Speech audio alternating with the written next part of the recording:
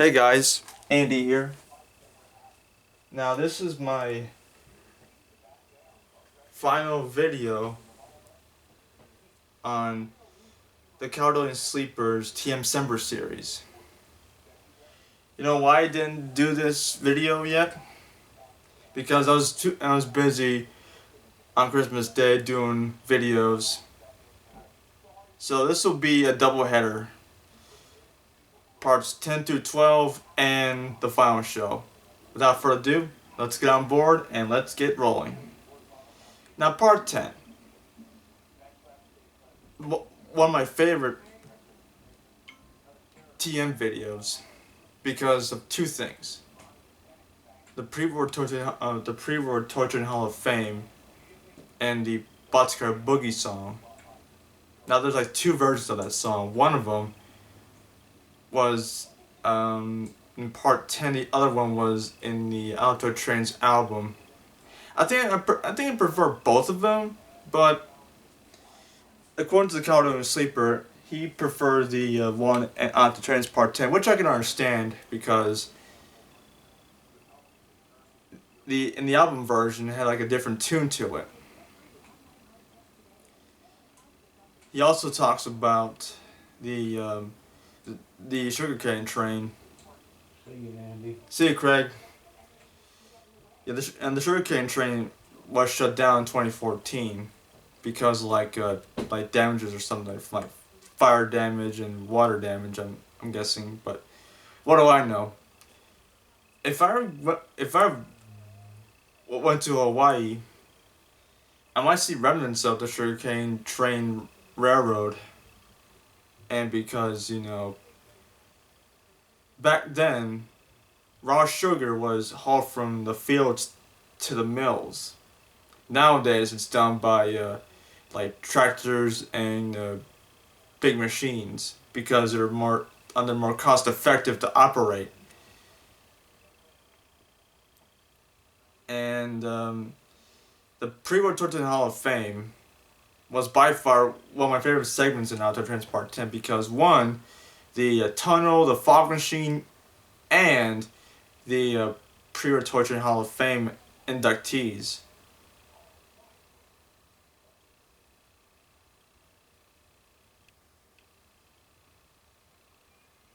Also the Rock Island Line song was so catchy I couldn't resist like singing along to it. Also the Big Boy and the Challenger. Now the Big Boy 2006 had like one of the early versions of Rail Sounds with the chuffing. That by far that was like one of my favorite versions of Lionel's Big Boy. And to me, those two models of the Big Boy and Challenger, they're from Lion now, and back then they had TMCC or Trainmaster Command Control in it. Now onto the pre-war Torture Hall of Fame itself. My picks are I'd say let me see here. The Blue Comet, the Skell Hudson, the pre-war version of the Commodore Vanderbilt, the original M10,000 from 1937, and I think the Hiawatha itself.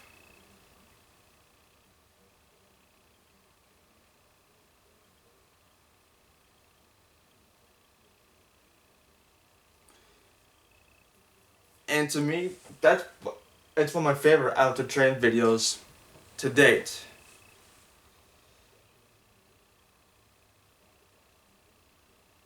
Now to part 11. It's by far one of his favorite on the Caledonian Sleepers videos because the aliens and the alien segment plus on the slot car segment. And who knew that the Caledonian Sleeper was a NASCAR fan? So am I. I can name drivers. Bill Elliott, Chase Elliott, his kid, Dale Earnhardt, Dale Jr., Michael Waltrip, Rusty Wallace, Dale Jarrett, Jeremy Mayfield. Let's see, Jeff Burton, Mark Martin, Jeb Burton, and plus, in the slot car segment, I think I saw a model of Jeb Burton's car and Mark Martin's car. I think because Mark Martin had it was like a Ford Thunderbird, I think, or was it?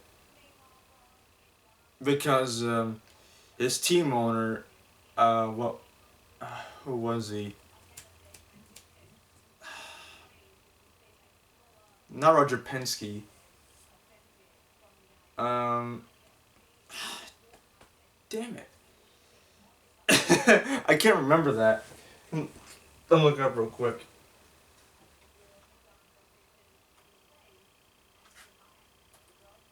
Oh, I get. I get. It's Jack Roush. Yeah. It was Jack Roush. Yeah. And I agree with the Caledonia Sleeper because Jeff is like put all his energy into like announcing. He's like, I think he's like a Darryl Waltrip.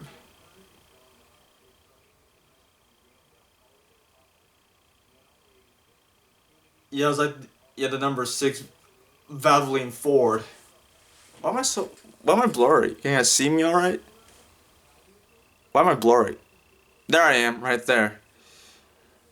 Anyway, I'm just gonna go a bit closer here.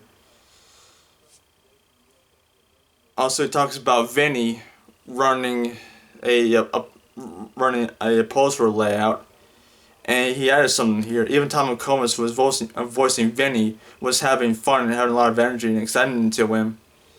Yeah, I think Vinny running that layout, to me, it reminds me like the Wiggles puppets. If those puppets were running like a layout like that, I would just laugh my ass off with that. Believe me. And also, I like the Gold Hudson. And if there was a segment in the Wiggles movie where Greg uh, uh, put out a line of Skull Hudson, and he uses magic wand to turn it gold, I would be in disbelief and shocked at the same time. Yeah, I like the Gold Hudson in that because it celebrated Lionel's 100th anniversary. Also, the Fast Eddie's locomotive shop. Imagine if I was like going at a fast pace just to get all my videos done on time. If I was like, I'm pretty sure like the Flash, the superhero, must have got into I think he went to work for Fast Eddie no less too, because Fast Eddie, however, he can't build locomotives on that fast on his own. He must have like a fast workforce or something. But that's just my theory, you know that. And the aquarium, the lift bridge on Steve Scholl's layout. I think that's it. The Caledonia Sleeper. Correct me if I'm wrong with that. And I kind of like the on the Challenger, like going into the simulated water, and the boat capsizing too. Now that's gotta be terrifying to watch. Yeah, it's terrifying because on the control tower men are spinning around in circles. Now we get to the post-war Torture Hall of Fame. Now, my picks are the FM Trainmaster, the Santa Fe F3. I know. It's like the same picks that the Caledonia Sleeper does. The Hudson for Linus 50th anniversary. The Lionel Girls Train. Yes, I know that's controversial, but that's like a post. Well, it's not a poster icon per se, but it's a collector's item no less too. And the 2160W freight set for 1957. My mom was 1 year old when that set came out. I believe it was released back in 2009 as part of like the classic line of line-up trains. I might look it up real quick. What was it? The 2061W 2162W freight set. And that's not it. Let me check.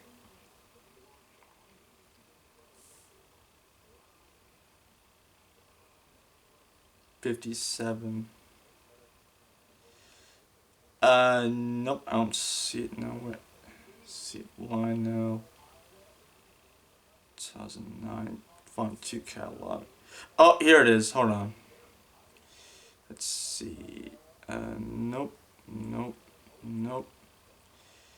It's got. I know I'm scrolling on my phone real quick. Why am I kneeling like this? I don't know. Let's see. Not. Nope. I'm scrolling on my phone here. Yeah, I'm scrolling on my phone. Jeez.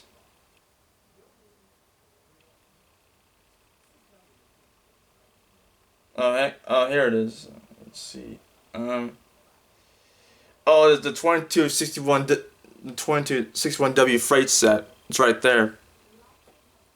That was back in 1956. My mom was born. I thought it was like 1957. Yep.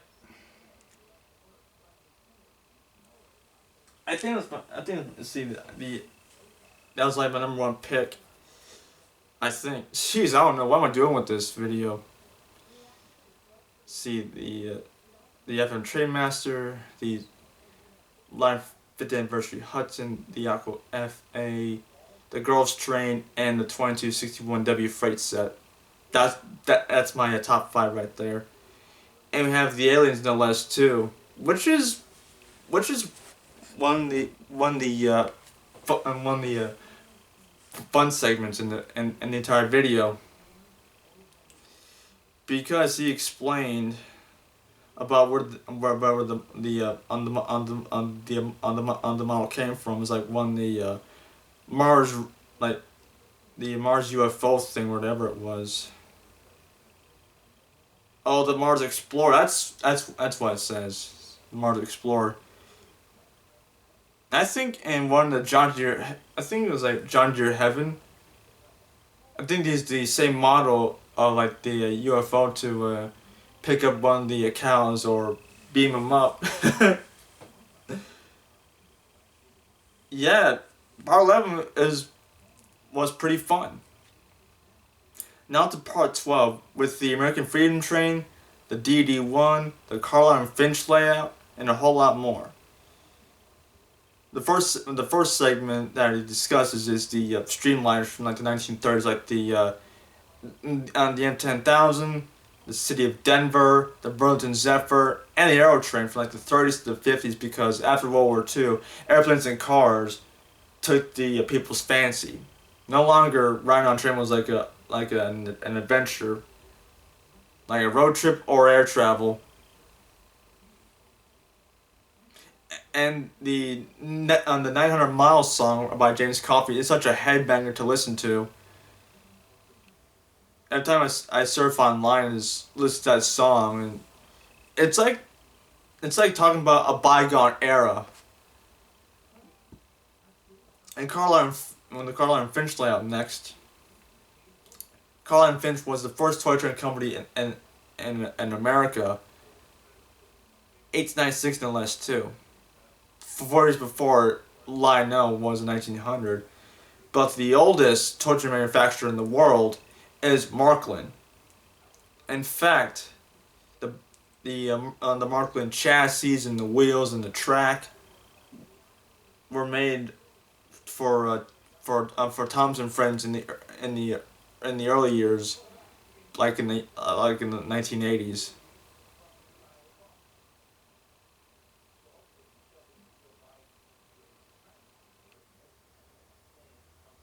Now the DD1.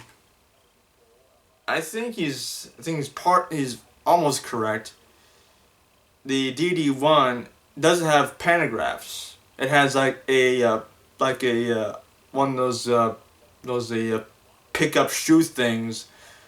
It's like it's almost like a magnet because operates on the third rail, just like the T1, the one of those New York Central T1s, the T motor and the S motors. Yeah, mind you, they did not have pantographs. It's like a DC current pickup shoe. And many were transferred to the Long Island Railroad because the GG1 was more like powerful and more modern than the DD1s in the West too. You might guess you forgot to touch on that, but don't worry, I watched it. I watched Auto Trains Part 12 before.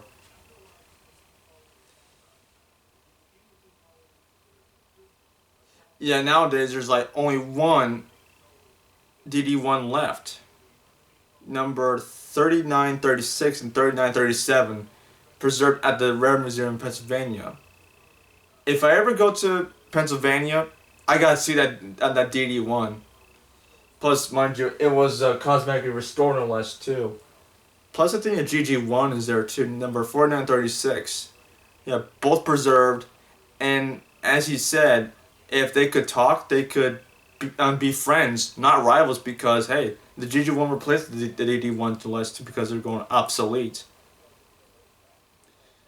And now the line of double O layout and Markland HO layout. And I gotta say that the layout is perfect. Also, I think also he talks about Ian Vago's layout no less too, but I'm going for the on the Markland layout and double layout first.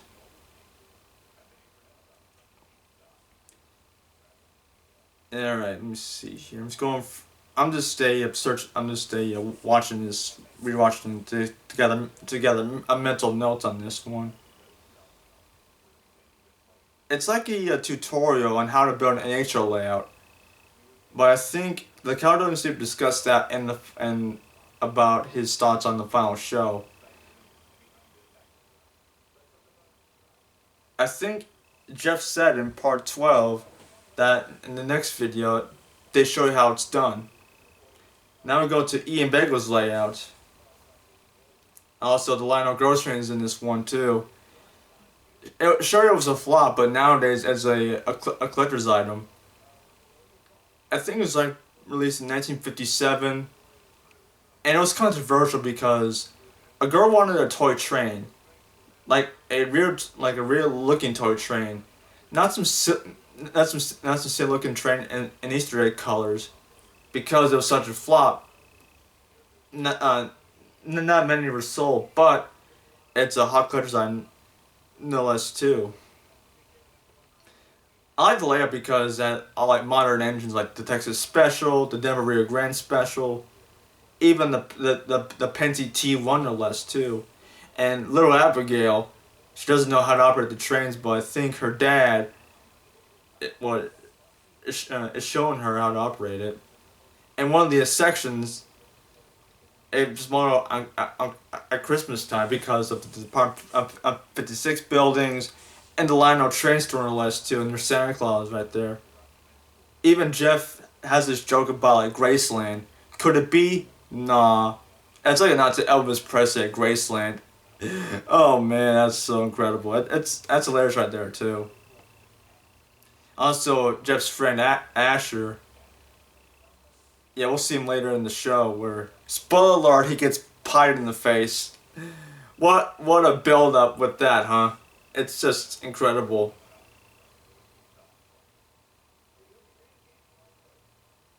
Yeah, the family that plays strangers together stays together.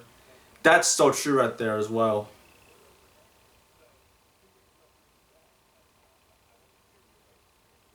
Oh, by the way, on the Freedom Train.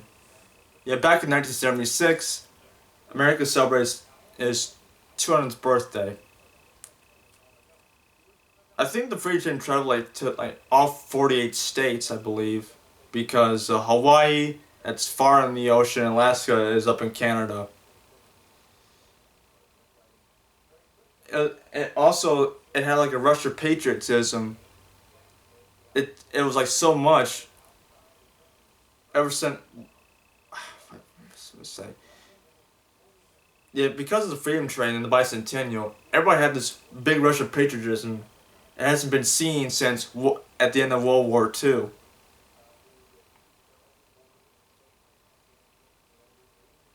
And now, the final show. And one of the comments said, from Sean McReynolds 7642, he says, "Thank you for all your hard work in making these videos and sharing your opinions the Outlaw Toy Train series. Looking forward to seeing more of your channel." Now the final show.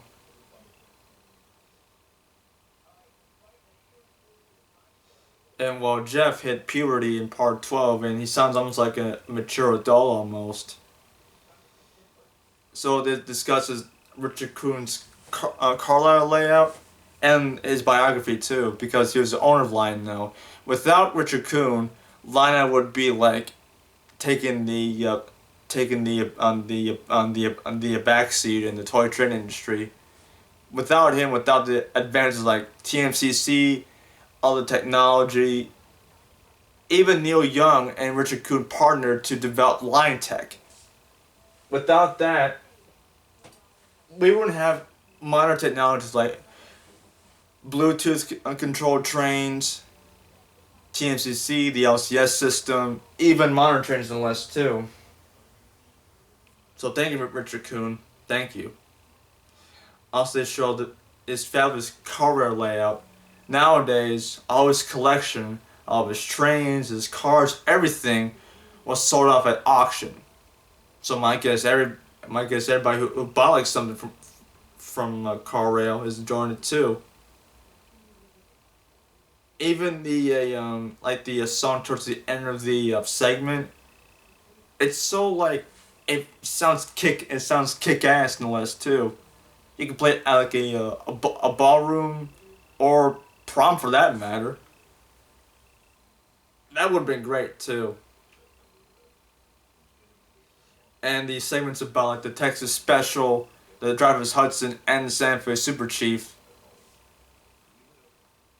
Those on those segments made me feel like I had like chills down my spine about that.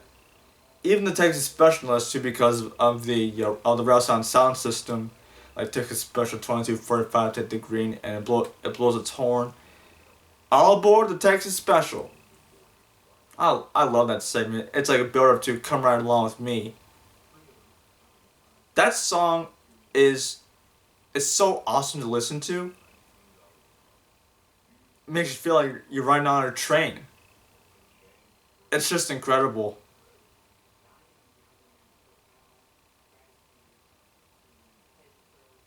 And then there's the segments about Jeff's favorite parts. Well, there's my top 3 favorite parts of the entire Out of the Train series: the songs, the bloopers, and the train action itself. There's like too many to count, but by far that's my top 3. I could list more, but I'm on a time crunch here, so let's get on with it.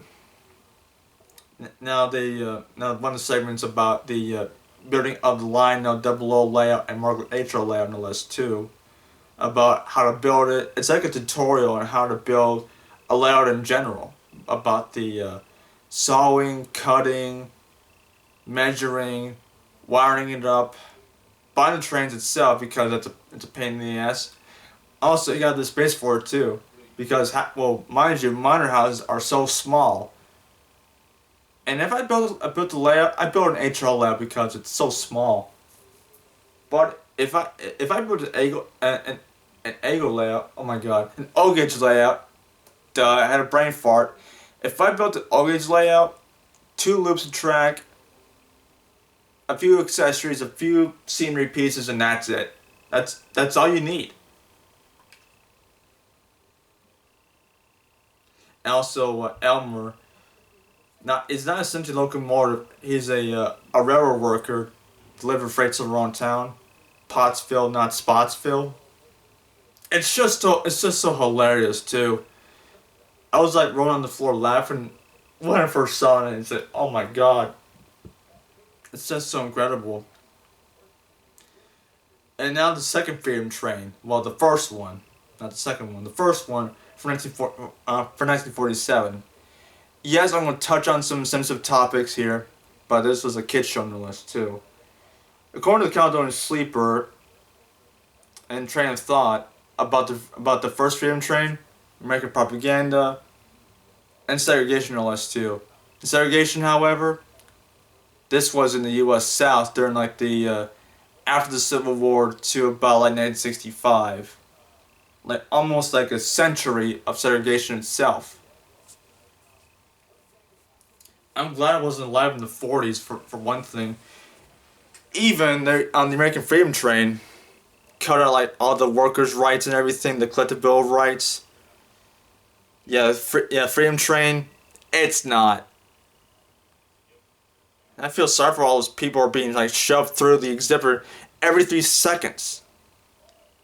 But thankfully, the Freedom Train back in 1976, you can see the whole display, like trackside, or well, my guess you can like walk around the train and see for yourself, not being shoved through by like it's like a 21 man Marine Corps honor guard. They guided like quickly said, "Come on, get moving, get moving, get moving, get moving. We gotta get going." And mind you, Truman was our president back in 1947 because he succeeded FDR because he died 2 years earlier in 1945.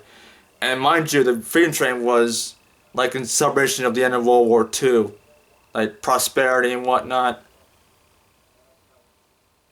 And if I saw that Freedom Train in the 40s, I said, "Oh my God, what is this?" And the Lego layout too, my God, the Lego layout is incredible. Even the Star Wars minifigures on one of the boxcars, they should have added Batman and all the DC characters too. But that's just my opinion. And also Jeff said it at the finale. By the way, does anybody know a good agent? Oh my God, that's like a clever line from Jeff. Also he gives a look back on where he started, his debut in a line of Christmas, or was it I Love Christmas? I don't know. I think I Love Christmas to parts 5 through part 12, and the song. Thanks again. It was bittersweet. I've almost cried once from listening to that. Almost shed a tear in sadness. My guess TM wanted to focus on other projects like I Love Cat Machines, I Love Big Trains, and John Deere itself. But for a returning or a resurgence in 2011 with I Love Toy Trains, I Love Board. Nothing can beat the original Alto Train series. Sure, Alto Trains All Aboard and future Alto Trains videos are for a new generation, but me and so many others who watched Alto Trains as a kid knows that the original's better than the updated version. And there you have it. My thoughts on the Caledonian Sleepers TMCember Series. I just want to say thank you to Tom McComas, his crew, and Jeff himself for giving us childhood. And thank you, Caledonian Sleeper 2648, for letting me give my thoughts and opinions on your series. You were a good sport in this. So thanks for watching. As always, keep being awesome and keep on rolling. See you later. Bye guys. Thank you. Bye.